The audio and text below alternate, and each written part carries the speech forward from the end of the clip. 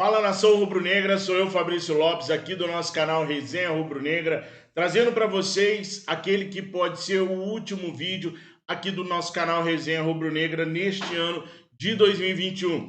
Portanto, eu gostaria de começar esse vídeo agradecendo a todos vocês que nos ajudaram muito nesse ano de 2021 aqui no Resenha Rubro-Negra e lá no Fla Nação VVP, que se inscreveram, que curtiram o projeto, que gostaram dessa nova roupagem que a gente trouxe com vídeos mais longos, com mais informação para vocês e com detalhamento nas informações do Flamengo no dia a dia. Lembrando que a gente vai continuar com essa sequência de vídeos ao meio-dia e às 19 horas, sempre pensando em manter a todos vocês muito bem informados sobre as notícias que acontecem no Mengão Queridão.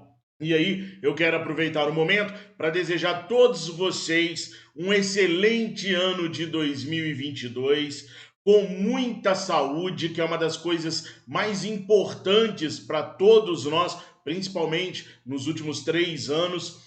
Muita paz, muita prosperidade, muito sucesso para todos vocês. E desejo também que vocês continuem sempre conosco aqui. Então vamos agora para as últimas notícias do Mengão Queridão, que aconteceram nessa manhã de sexta-feira. Vamos começar então pela eleição do Rei da América, tá?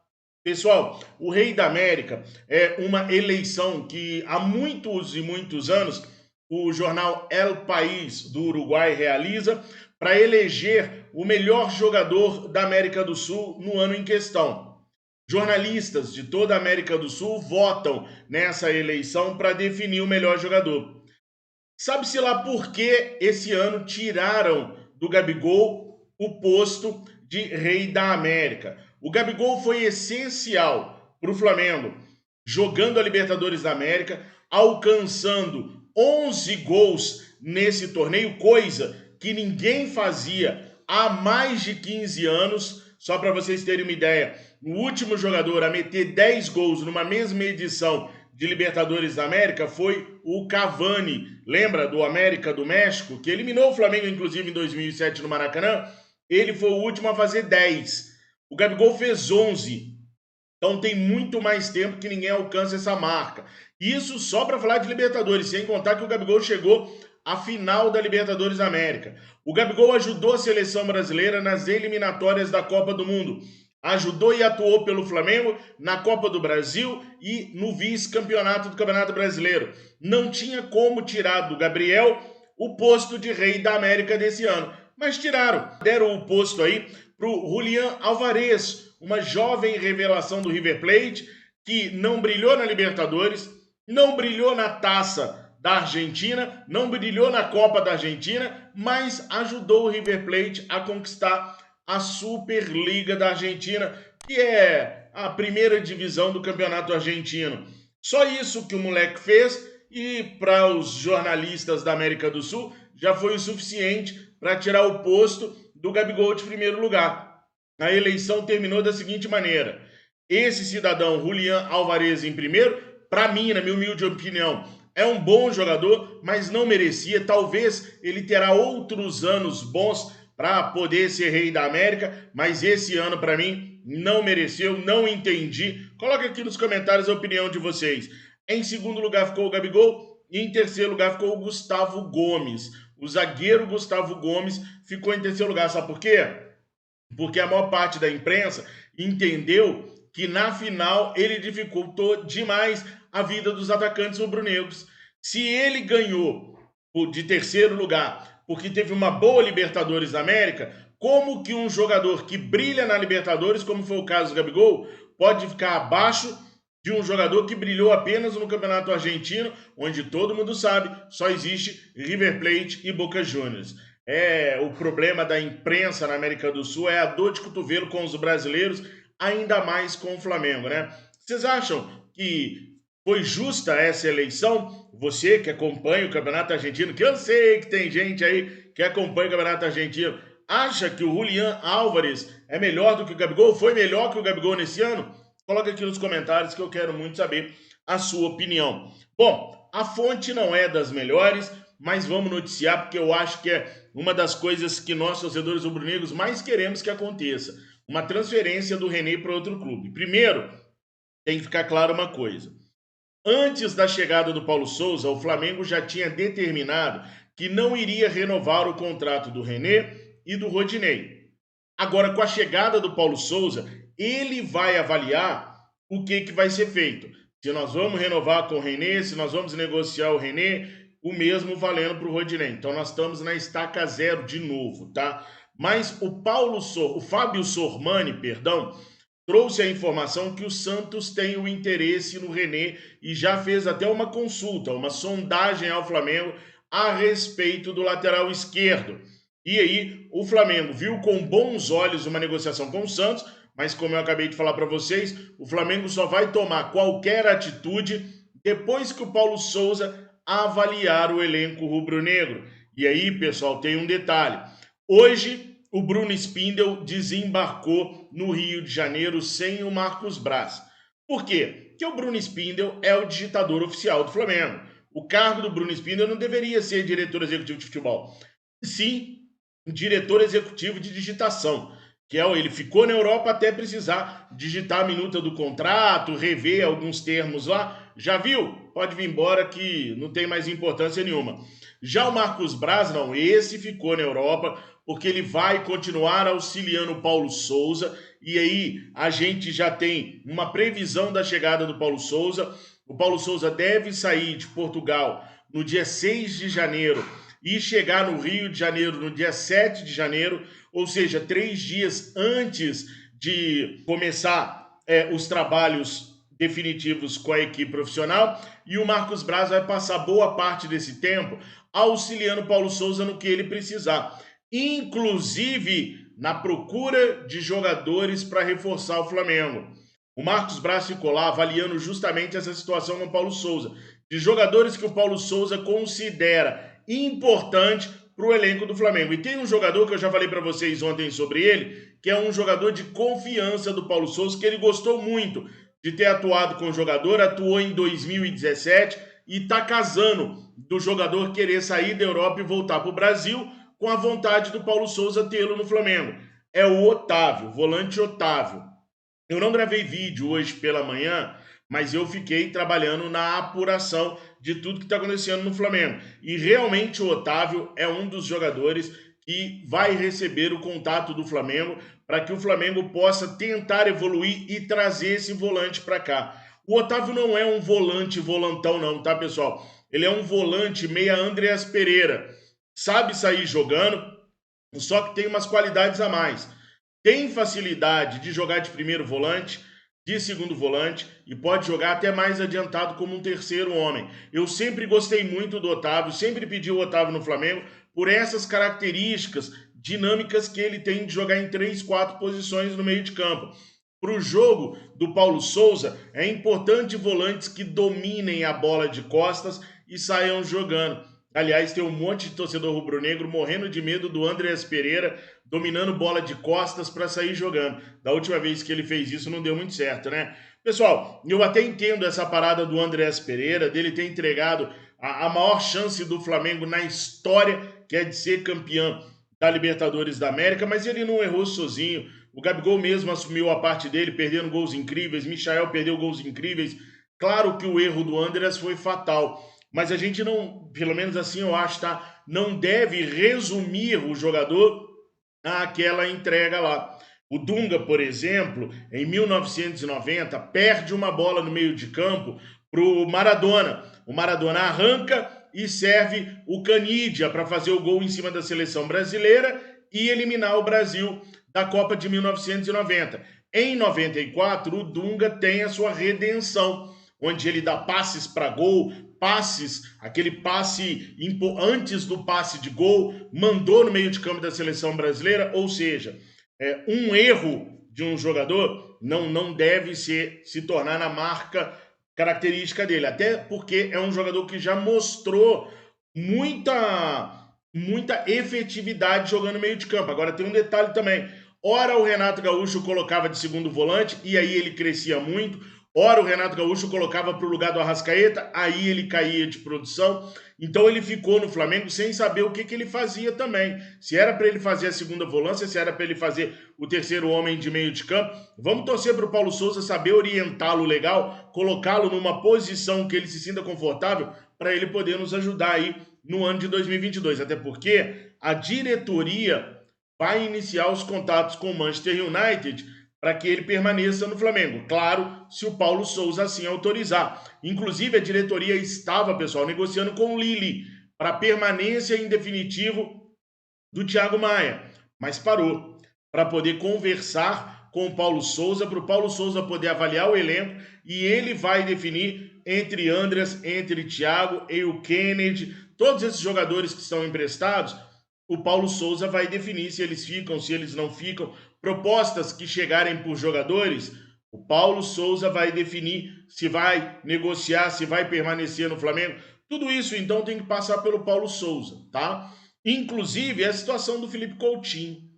Hoje, eu vi um grande jornalista dizendo que o Flamengo não precisa do Felipe Coutinho, porque o Felipe Coutinho tem o Arrascaeta.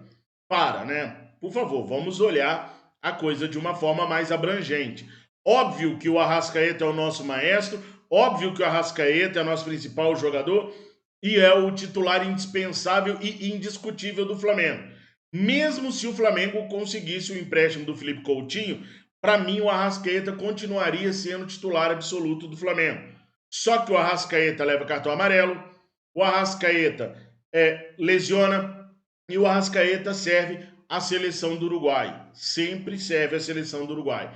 Eu já falei para vocês que no ano que vem, pelo menos 12 datas serão obrigatórias para a seleção do Uruguai. E o Flamengo vai ser obrigado a liberar o jogador por 12 datas. Então, não tem coré-coré, não tem mimimi. Vai ter a ausência do Arrascaeta por 12 datas.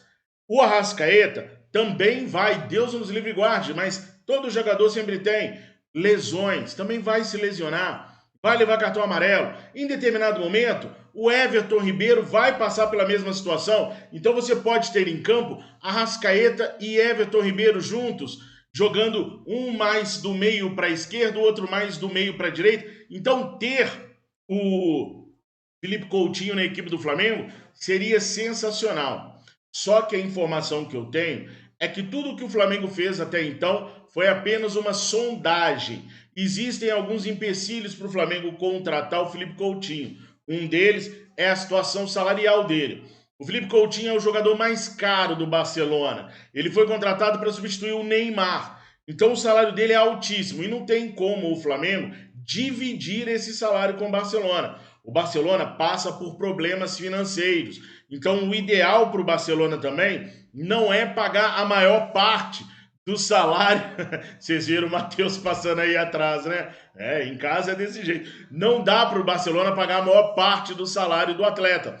O Barcelona quer encontrar um clube que possa pagar o salário todo ou que possa dividir o salário do Felipe Coutinho. Felipe Coutinho quer vir para o Brasil. Se ele vier para o Brasil com essa mentalidade que o Barcelona tem hoje, dificilmente ele vai conseguir se alocar em algum clube. Ainda tem um detalhe, o Felipe Coutinho, ele é muito identificado com o Vasco. Toda vez que ele vem tirar férias aqui, ele vai para ação sanitário, ele visita as instalações viceinhas, ele é cria da Toca do Rato. Dificilmente ele viria para o Flamengo. Eu vi manifestações de torcedores vascaínos nas redes sociais dizendo até que se o Felipe Coutinho viesse para o Flamengo, era caso de se resolver armado. Olha o nível da doença dos caras. E cá para nós, a gente nunca chegou nesse nível de imbecilidade, mas muitas pessoas até hoje não perdoam o Bebeto por ter trocado o Flamengo pelos viceinos. Então junta tudo isso ao salário do Felipe Coutinho e a preferência do atleta em querer ficar apenas 6 meses aqui no Brasil, você tem uma dificuldade muito grande de contratá-lo. O que eu apurei até agora é que o Flamengo apenas sondou, não fez nenhuma proposta. É muito diferente proposta de sondagem. Para gente que vive e respira futebol, vocês que nos acompanham sabem que proposta é o papel timbrado, com todos os esquemas colocados e digitados, aquilo que o Bruno Spindel faz muito bem, que é entregue ao jogador ou ao seu empresário. O Flamengo só faz proposta, pessoal, quando já acertou tudo. Enquanto não tiver tudo acertado, esse papel timbrado não vai para a mão do jogador. E o que é sondagem? Sondagem é fazer perguntas. Como que seria pago o salário do jogador? Qual é o interesse real do jogador em vir para o clube? Como que está a situação do atleta? O que o Barcelona pensa sobre emprestar ou não um jogador? Isso é sondagem. E isso o Flamengo fez. E vou contar um negócio para vocês.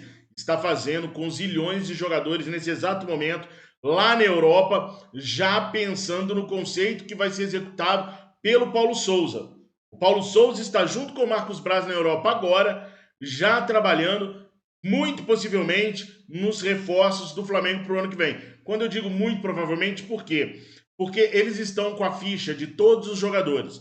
E o Marcos Braz está municiando o Paulo Souza daqueles comentários que a ficha não traz. Por exemplo, o desempenho do atleta nos últimos anos, a aceitação da torcida para com aquele atleta, o estilo de jogo que aquele atleta apresentou até então, e isso o Marcos vem fazendo uma ponte do Paulo Souza com o Fabinho, que inacreditavelmente é o nosso gerente de futebol, com o Dr. Márcio Tanuri.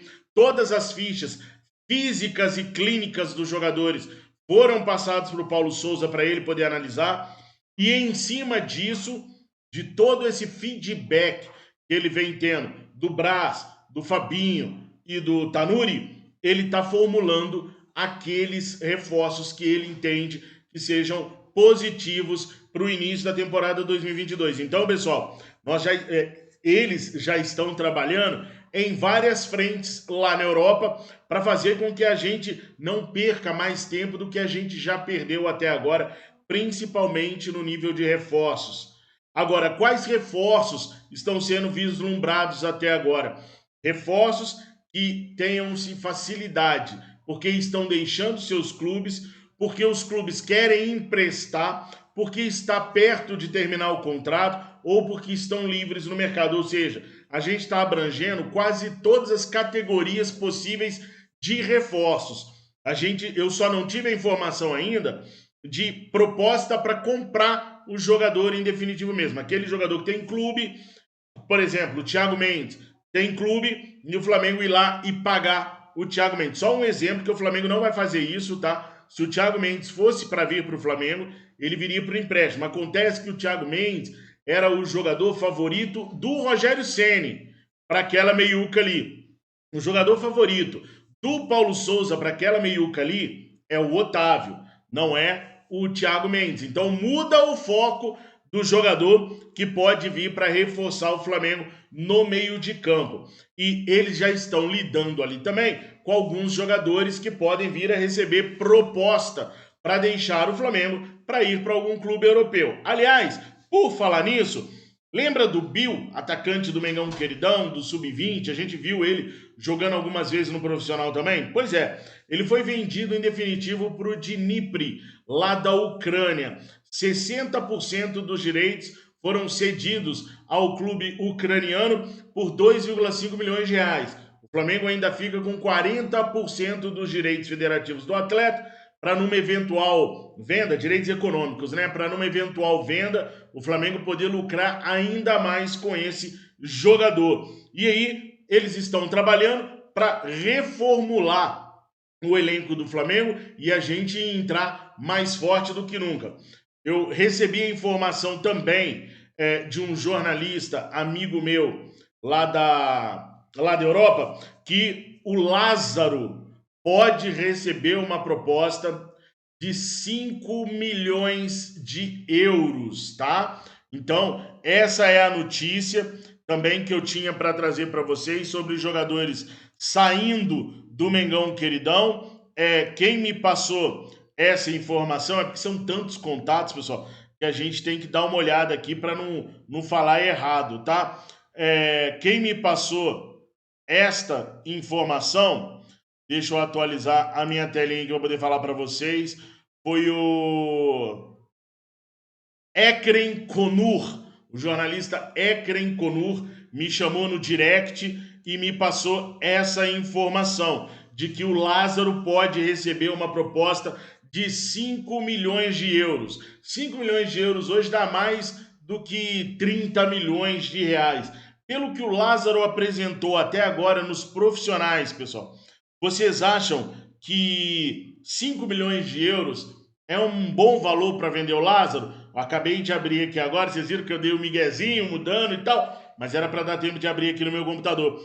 Quem está fazendo a proposta de 5 milhões de euros pelo Lázaro é o Mônaco da França, a equipe que revelou o Mbappé para o mundo.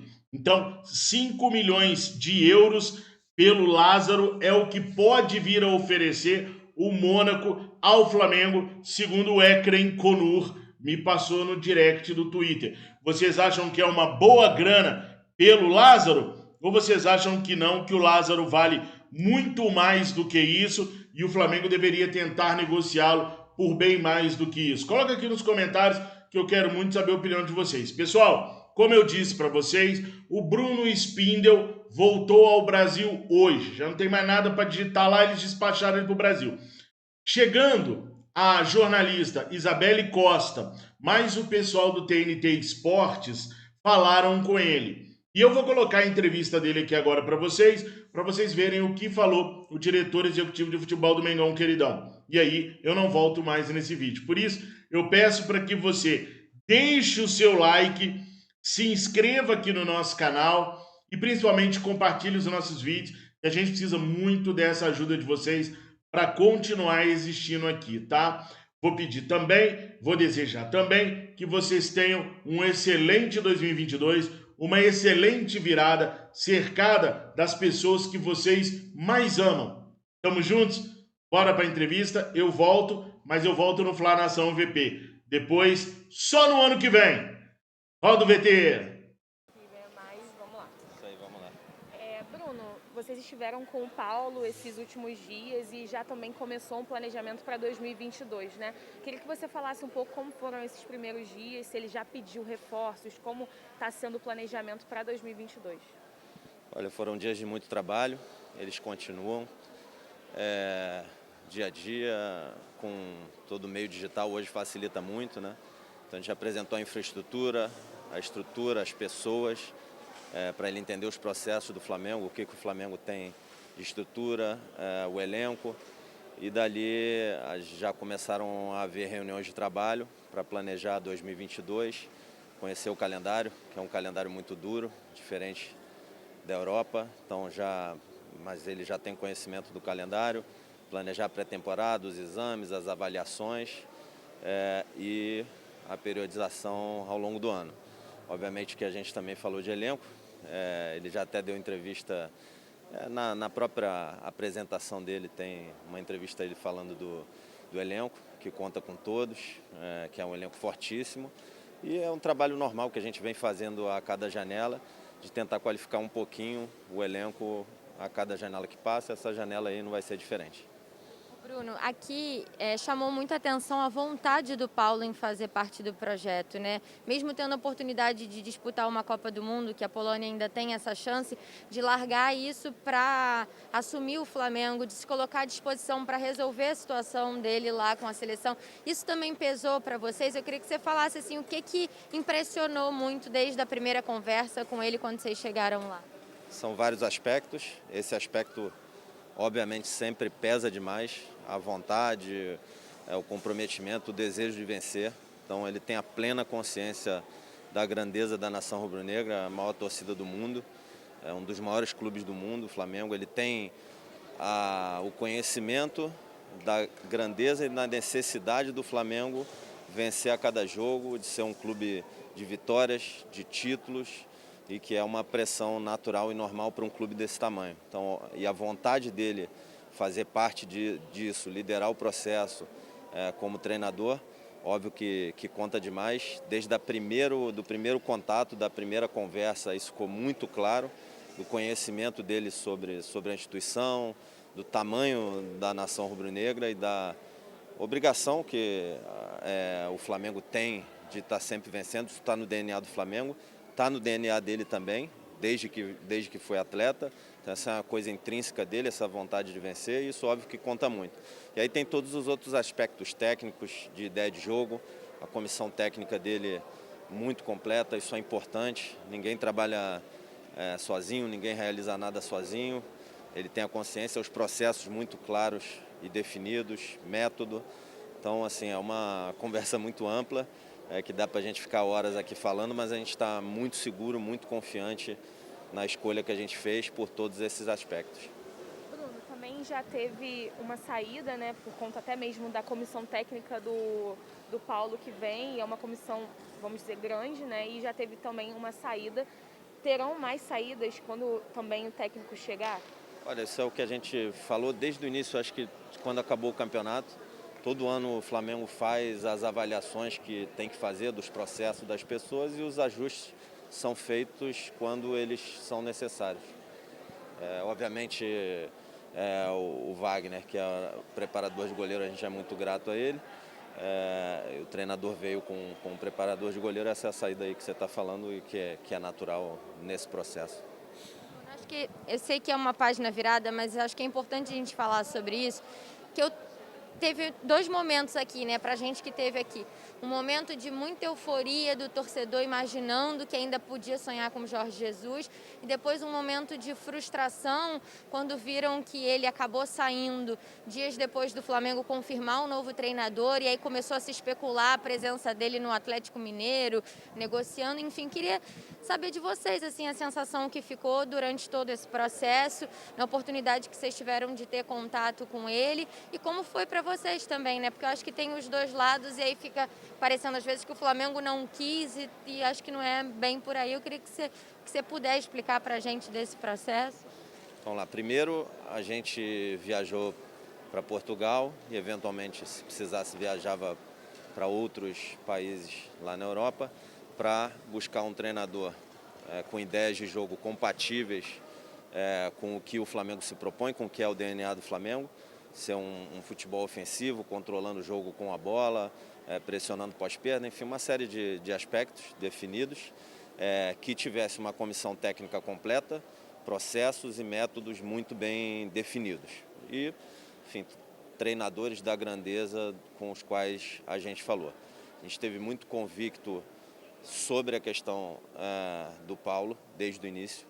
É óbvio e natural que a gente seguisse o processo, e o Flamengo, eu e Marcos, tentamos até o momento em que o tempo começou a colocar em risco a temporada de 2022 do Flamengo. Então, no início o tempo jogava a nosso favor, inclusive o Marcos deu uma entrevista e a gente conversou exatamente o nosso sentimento. Óbvio que eu, Bruno, como pessoa, o Marcos também, a gente gostaria de esperar mais, mas quando a gente está na cadeira da instituição e a gente olha para o ano de 2022 e os tempos e prazos, a gente tem que respeitar os tempos e prazos que não colocam em risco maior a temporada do Flamengo em 2022. Então, a partir do momento que o tempo começou a colocar em risco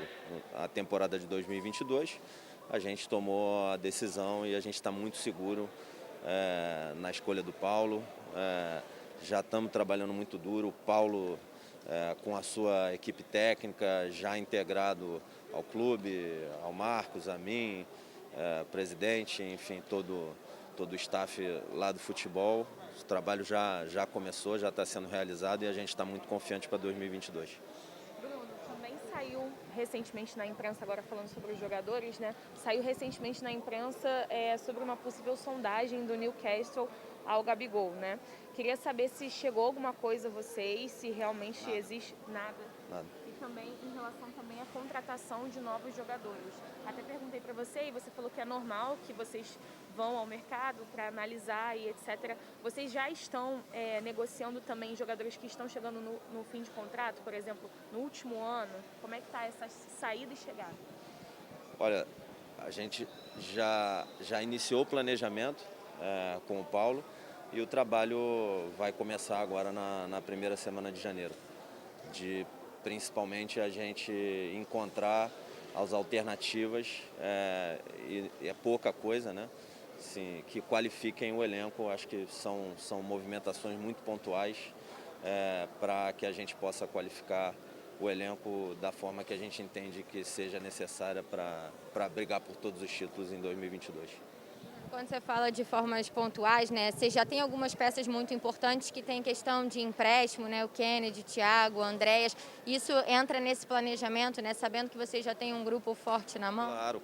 Claro, entra no planejamento também e a gente vai trabalhar para continuar com um elenco muito forte em 2022. Para fechar da minha parte, ontem também aqui começou a pipocar muito a história de Felipe Coutinho, né? Ele apareceu com o Rodinei e com o Davi Luiz e deu a entender que está querendo voltar para o Brasil como uma ideia de jogar a Copa do Mundo, né? De ter mais chance com o Tite.